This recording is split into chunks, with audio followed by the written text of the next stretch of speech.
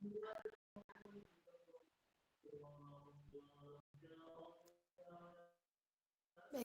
Assalamualaikum warahmatullahi wabarakatuh. Kami dari kelompok 9 ingin mempresentasikan eh, tentang artikel ilmiah. Baik, sebelum itu eh, saya sebagai moderator yang akan memimpin jalannya presentasi pada kali ini. Saya perkenalkan dulu nama kelompok dari anggota kelompok 9. Yang pertama ada Aisyah Gabriel dengan akhir NIM 158, Ibnu Sinabain, kemudian ada Karina, Karina dengan NIM 157, kemudian ada Hafidah, ada NIM 162, kemudian ada Nisa Mailawi dengan NIM 161. Untuk eh, yang pertama, apa sih artikel ilmiah itu? Nah, jadi artikel ilmiah itu adalah sebuah laporan tulis dan diterbitkan yang memaparkan hasil penelitian atau kajian yang telah dilakukan oleh seorang atau sebuah tim memiliki kaidah dan etika keilmuan yang dilakukan dan ditaati oleh masyarakat keilmuan. Untuk tujuan menulis artikel ilmiah sendiri, pertama, memberikan informasi terhadap perkembangan ilmu. Penulis dapat menyatakan kebaharuan artikelnya dan memaparkan perkembangan ilmu atau bagian pendahuluan. Yang ketiga, ada perkembangan ilmu mutakhir dapat ditemukan di artikel jurnal yang bereputasi. Yang keempat, ada kajian berpijak pada temuan yang yang keempat ada kajian berbijak pada temuan-temuan yang dipublikasikan di jurnal-jurnal ilmiah bereputasi mutakhir. Kemudian untuk slide kelima akan dibahas oleh Ibnu Sinabain.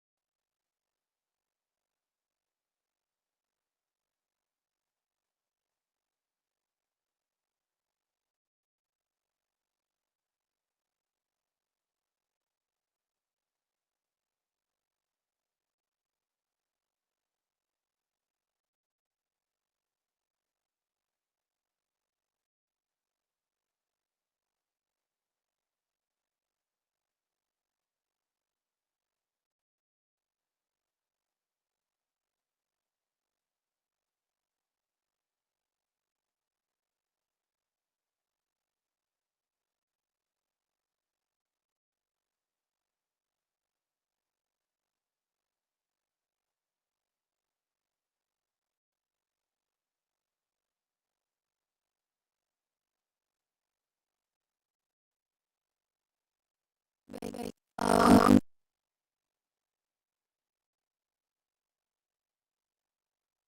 Saya akan oleh dia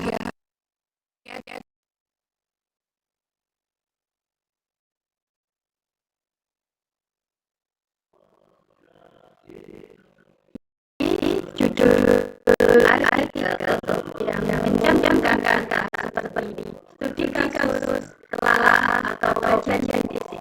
Yang kedua yakni ulang kata pada anak dulu. Yang ketiga menempatkan kata di awal judul. Yang keempat menggunakan singkatan yang belum dikenal. Yang kelima menggunakan kata-kata asing dengan tujuan non akademis, misal yang keren.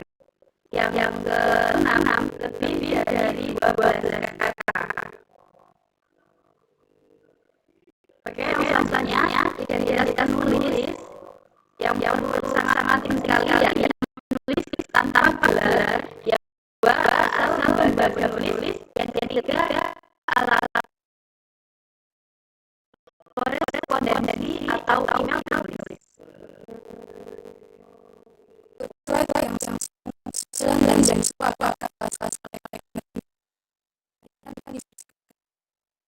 Baik, terima kasih. Komponen artikel yang selanjutnya yaitu abstrak. Apa itu abstrak? Abstrak mencakup sebagai niatan tulisan sehingga pembaca tidak harus membacanya seluruh tulisan juga. Yang kedua, tidak mengulang kata dalam judul. Yang ketiga, bersifat lengkap, komprehensif, dan jelas menerangkan keseluruhan isi tulisan, bukan sekedar kesimpulan. Yang terakhir, tulis dalam paragraf.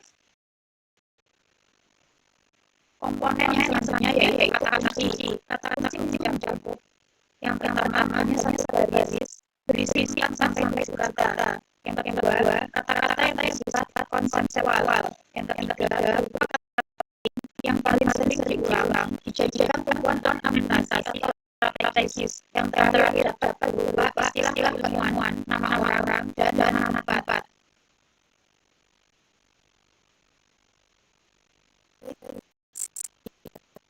Selanjutnya, slide ke-11 akan dijelaskan.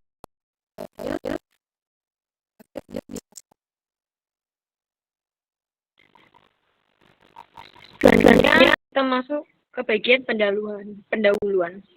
Pendahuluan itu menunjukkan adanya problem yang hendak dibahas, menampilkan kajian literatur terdahulu yang dimaksud adalah state of the art.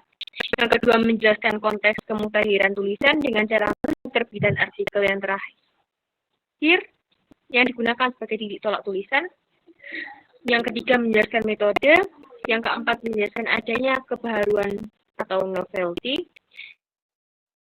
Yang kelima, menjelaskan tujuan tulisan. Yang keenam, pendahuluan berfungsi untuk mengisyaratkan kesimpulan atau hipotesa.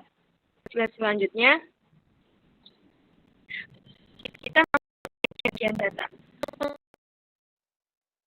Penyajian data itu disajikan tanpa opini, selanjutnya disajikan sudah diolah, dipilih, dipilah data sesuai dengan arahan permasalahan, bersih dari data yang tidak diperlukan. Yang ketiga adalah sumber-sumber data yang dirujuk itu jelas. Selanjutnya ada bagian pembahasan. Pembahasan merupakan bagian terpenting dari artikel, membaca data dengan teori, konsep. Bahasa yang digunakan harus efektif dan efisien, karena terdapat ruangan yang terbatas, kecepatan pembaca terbatas. Dan yang terakhir, teori atau konsep merujuk pada sumber yang otoritatif.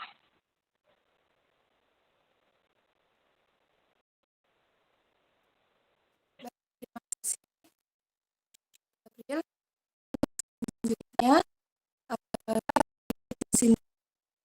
dari presentasi kita kali ini, kesimpulannya yaitu yang pertama, artikel ilmiah itu dapat berisi jawaban terhadap masalah akademik. Kedua, artikel ilmiah itu dapat memaparkan intisari dari hasil pembahasan. Yang ketiga, artikel ilmiah itu bisa dalam bentuk narratif atau bukan numerikal. Yang keempat, yaitu artikel ilmiah memuat fenomena atau variabel atau faktor yang mengarah pada pengembangan teori atau modifikasi teori. Yang kelima, tujuan dari artikel ilmiah yaitu untuk mudah diingat pembaca, singkat, padat, dan jelas. Oke, baik, terima kasih. Mungkin itu saja dari kelompok 9 mengenai materi artikel ilmiah. Untuk kurang dan lebihnya kata, kami mohon maaf. Kami akhiri. Assalamualaikum warahmatullahi wabarakatuh.